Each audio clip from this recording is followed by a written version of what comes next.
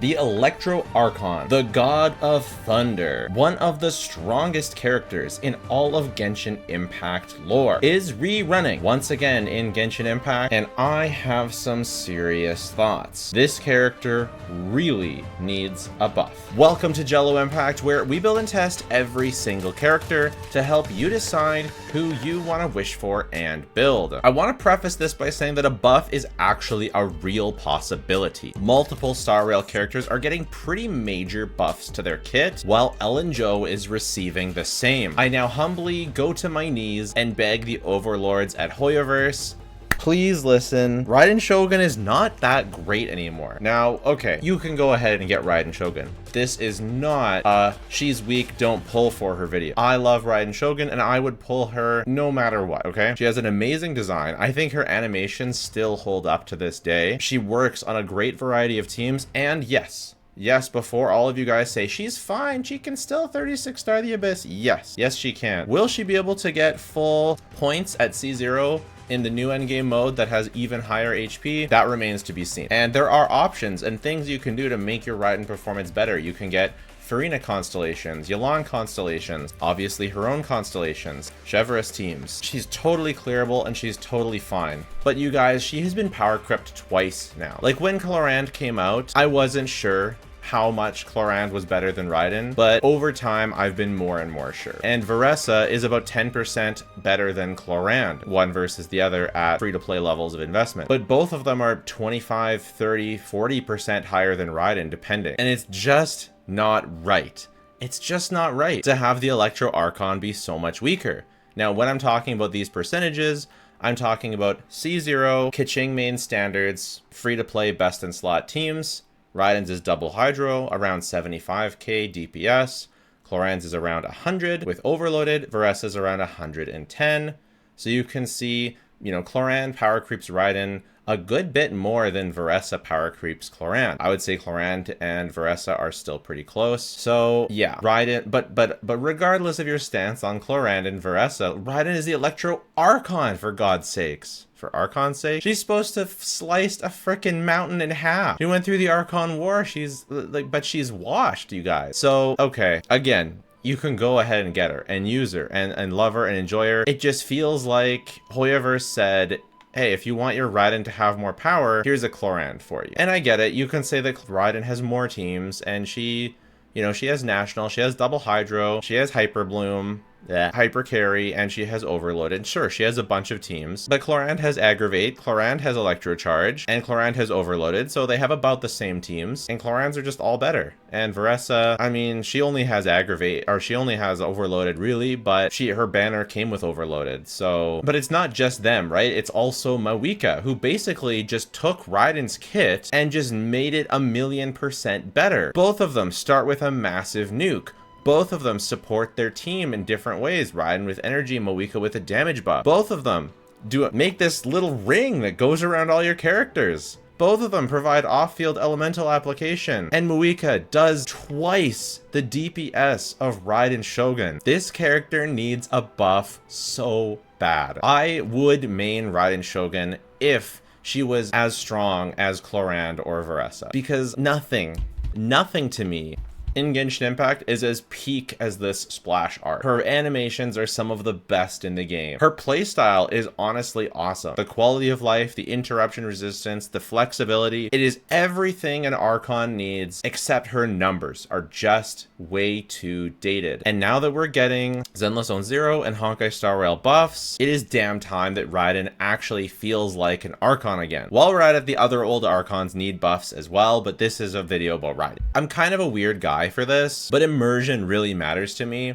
and when my Archon character doesn't do Archon damage, it just feels bad. It just feels bad. I just feel bad playing the game when it's impossible for her to get there. So let's talk about why she is in this state and how we could potentially fix her. So like, we obviously have to start with her kit. She has an elemental skill that just frankly doesn't do any damage. It gives a relatively small buff to your other character's burst damage. It's a relatively small buff and it's a relatively restrictive buff. And this coordinated attack doesn't have very good elemental application compared to a lot of other stuff in the game. Especially, it does no damage to shields, so Raiden is terrible at breaking shields because the electro application only comes out when damage is done to the enemy, but you can't do damage through a shield. And overall, it's just a disappointing ability. Like, it was fine back then, but it's just a disappointing ability now. It does have a long duration and a low cooldown, which is good. Her burst, so a crowned burst with Constellation 3, which I have now, it's just not cutting it. Mavuika's out there hitting 1 million damage, and she hits half of that at a high constellation. At Constellation 0, she's hitting less than a quarter of that, or maybe a quarter, depending on what team you're playing and how you're buffing and all that kind of stuff. Her resolve mechanic doesn't really matter all that much. She doesn't give a big enough boost for it. And most importantly, nothing in here gives any crit. And so when you're actually building your Raiden Shogun, it's insanely hard to get a good crit ratio. I have, like I said, one of the top Raidens, a frankly absurd build, one of my best builds, and yet we're getting 70 crit rate. She has no crit rate or crit damage in her kit at all. Her weapon gives no crit rate or crit damage. It's like building a 4-star character. Her ascension stat is energy recharge, of course. So it just makes her very, very frustrating and very, very difficult to build. Whereas kits these days they just give a lot more. At least most 5-stars have a crit ascension stat. Maybe if she turned her energy recharge into bonus crit rate or crit damage,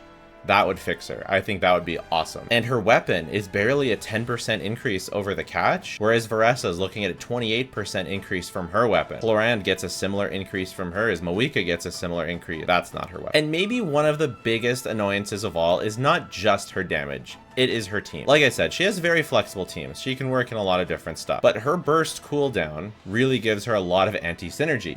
If you look over here, she has a cooldown of 18 seconds, and she really wants to burst off of cooldown. And who is she supposed to pair with? Well, her right-winged woman, Kujo Sara, is one of her best partners, or should be, and is, but her skill cooldown, her burst cooldown, which she needs to use so Raiden can get resolve stacks and just does damage, is 20 seconds. They purposefully make you extend rotations by 2 seconds for no goddamn reason. And this kills her DPS. And it's really annoying. You just use your burst. Her buff doesn't even Sara's buff doesn't even last Raiden's full uptime. So you've got to like delay using your Kujo Sara stuff by 2 seconds, because otherwise you're gonna miss half of your buff on Raiden because you sit there waiting on Kujo Sara's burst to come off of cooldown. But Kujo Sara isn't the only character that extends Raiden's rotations. Yoimiya should absolutely be a character that works with Raiden Shogun, either as an alternative or as a supplement to Sara. But of course, Sara's buff doesn't last long enough to boost both Sara and Raiden. And Yai has a 22-second cooldown, extending rotations by a further 2 seconds. Insane. So they're basically unusable together. And then you've got Xiangling, 20-second cooldown, extending rotations. And so what are you to do? If something usually exists like this in Genshin, you can fix it. You know, you just got to get like a Constellation 1 or 2 or something like that. But no.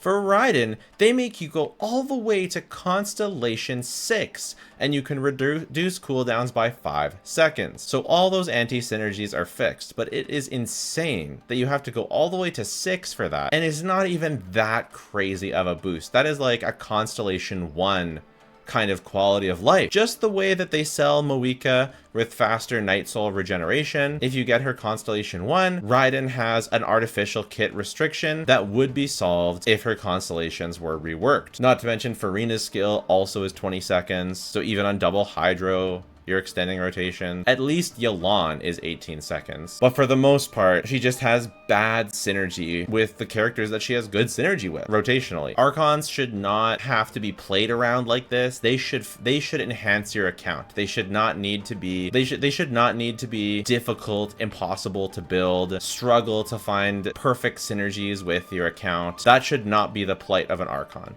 They should not be power crept by other characters in their niche that virtually do almost the same thing. Sure, I get it. You can run her well with sub DPSs. I totally understand. But even with that, the power is just not Archon level. And I think it should be. So I'm sorry if that's hard to hear for Raiden lovers. It's hard for me to talk about. It's hard for me to deal with. I love this character. I want to use this character. If I didn't feel like I was actively hurting myself when I used her, I would enjoy using her more. It was to the point where the main reason I activated C2 Raiden was because it felt better to play C0 Chlorand. And since I got copies of Raiden going for C6 Chevrus, I decided to activate the C2, and while it was good, it was still, in my opinion, worse than C0 Chlorand, at least on the peak team. Overall, you could argue that she's better maybe at C2 than Chlorand because of the flexibility. As someone who doesn't value flexibility as much, that still doesn't help me, especially when we're looking at the raw power of an Archon. And the same thing honestly happened with Veressa and Chlorand. I like Chlorand more than Veressa, and Chlorand has some great early constellations as well. I ended up getting early constellations of Chlorand when I was going for Lanyan for testing, and I activated my Chlorand's constellations, and I am very satisfied because now she feels much stronger than my C0 Veressa, or at least noticeably stronger, and at least that is how it should be, where my champion duelist can feel better than random butt-slamming cowgirl, but my C3 Raiden is still completely left in the dust. Even activating her C3, and, you know, activating her C4 is not going to do anything. I will do it. Yay. I'll get C6 next time, and I'll make her work with everyone. But there's nowhere to go from there. What am I going to do? Get Engulfing Lightning refinements? Like, good lord. Throw us a bone, Hoyoverse. Give this character some love, and let us who want to enjoy a real God of Thunder have an actual God of Thunder. Thank you for coming to my TED Talk. This is definitely the most angry video that I have ever made. Hopefully you still like it. Hopefully you don't unsubscribe, but if you do, then see you in eternity. Bye.